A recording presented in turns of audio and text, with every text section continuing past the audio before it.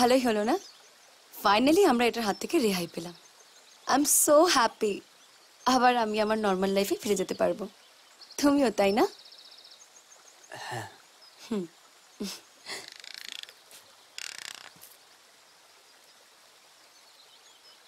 মুখটা ওরকম করে আছো কেন? তুমি খুশি নও?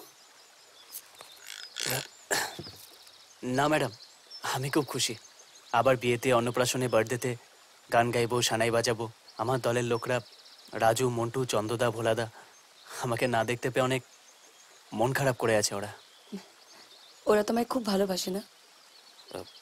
না ম্যাডাম, 4 মাস ধরে ওদের মাইনে দিতে পারিনি, তাই জন্য।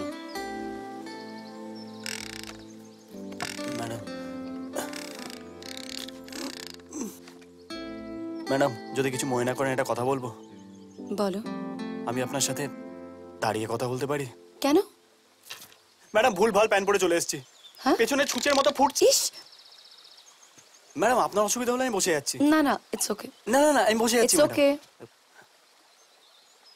ম্যাডাম যদি কিছু মনে না করেন আরেকটা কথা বলবো। বলো। ম্যাডাম কাল থেকে আপনি কাজে ব্যস্ত হয়ে যাবেন। ফটোশুট, শপিং, ইন্টারভিউ, শুটিং, আপনার তো সময় থাকবে না। একটা অনুরোধ করবো আপনাকে। বলো।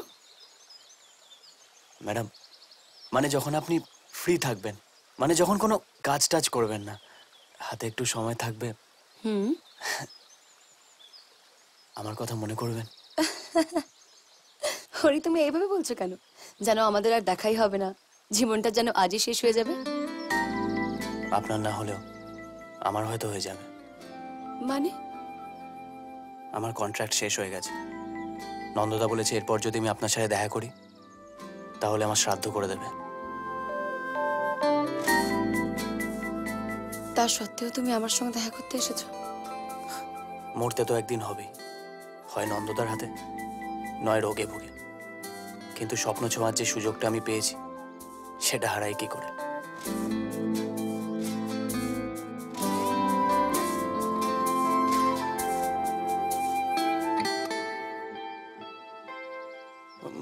ম্যাডাম আপনি ওইভাবে কেন আমার দিকে তাকিয়ে আছেন? আমি কিছু ভুল করে থাকলে আমায় ক্ষমা করে দেবেন ম্যাডাম। আমি সেভাবে কিছু বলতে চাইনি ম্যাডাম। আজকে আপনার সাথে আমার লাস্ট দেখা, সেই জন্যই আমার মুখে যা এসছে তাই বলে গেছি ম্যাডাম। আপনার তো সময় নেই। কোথাকার কে হরিপদ, আপনি কেন ভাবতে যাবেন বলুন? হরি নিজেই বকবক করে যাবে নাকি আমার কথা শুনবে?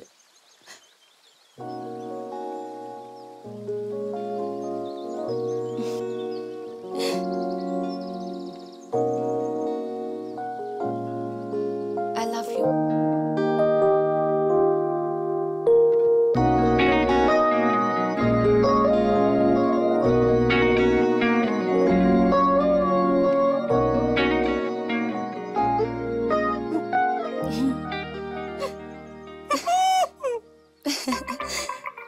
ম্যাডাম আমি জানি এটা ড্রিম সিকোয়েন্স, কিন্তু এই সিনটা যেন শেষ না হয়। সরি ম্যাডাম, আমি আপনাকে টাচ করতে পারি?